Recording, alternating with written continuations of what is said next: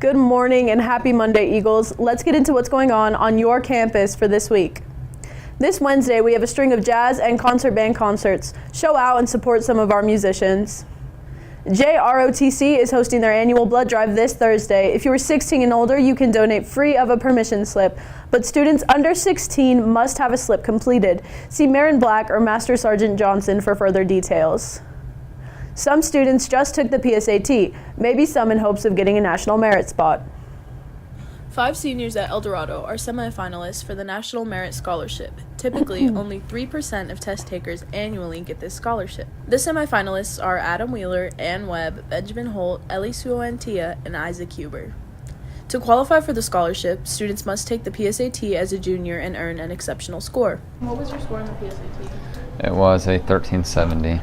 The score I got was a 1460. For these students, college and career counselor Ms. Val Hagen later notified them they qualified. They were then required to submit an application that includes a transcript and later an essay. So my mom was a commended scholar, which is like kind of one step below semifinalist.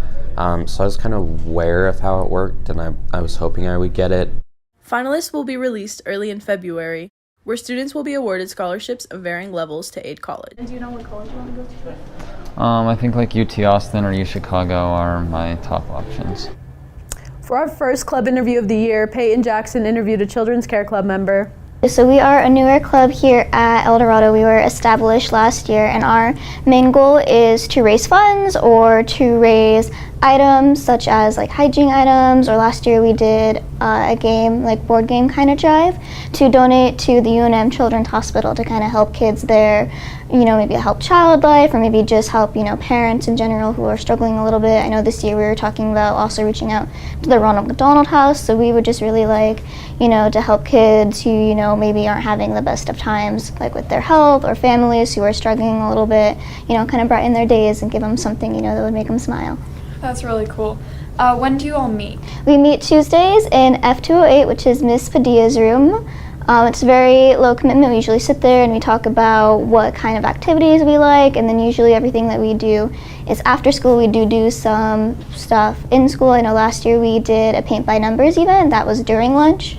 So we try to do a lot of things during school so that kids who maybe have other stuff to do after school can still participate, but we also do a lot of after school activities. Right. If someone was interested in joining your club, how would they go about that? You just show up to Miss Padilla's room, F208, and join. We are working on getting letters and bars, so you can letter and bar in this club, so that's a nice thing if you're looking for another nice letter to put on your jacket. Yeah. And what is your personal favorite part? My favorite part is just giving back to the hospital. I have some experience being in the hospital as a kid, and it's not fun, and having people, come up and want to give you things and, brighten your day. It's just really exciting. We got a little card last year from all of the kids saying thank you for the games, and so it's just really fulfilling to, see your work in the community and just make people happy and put a smile on their faces. All right, now let's get into sports with Samantha Benji. Thanks, Amaya. Let's take a look at last week's scores. On Tuesday, boys varsity soccer lost to Sandia 3-2, but made a comeback on Saturday against Farmington 5-0. Varsity girls soccer tied on Tuesday against Sandia and unfortunately lost against Farmington Saturday 2-0. Varsity volleyball took home the win against Farmington Tuesday 3-0, and again Thursday against West Mesa, stomping on them 3-0. And Saturday, UNM had their rivalry football game against New Mexico State, unfortunately ending in a loss 21-9. Shout out to New Mexico State quarterback Gavin Frake, who threw 2 touchdown passes to lead the Aggies into victory. Let's look at the schedule for the week. Tomorrow, boys varsity soccer plays against West Mesa at home at 3:30, and at 6:45, girls varsity soccer plays against West Mesa at the APS Soccer Complex. At 6:30, varsity volleyball has a rivalry game at La Cueva. Nothing Wednesday, but Thursday is a massive day for soccer. Both varsity boys and girls soccer have their rivalry games. Boys play at 3:30 and at home, and girls play at 4:40 at the APS Soccer Complex. Friday, varsity football plays against Farmington at Farmington High at 7.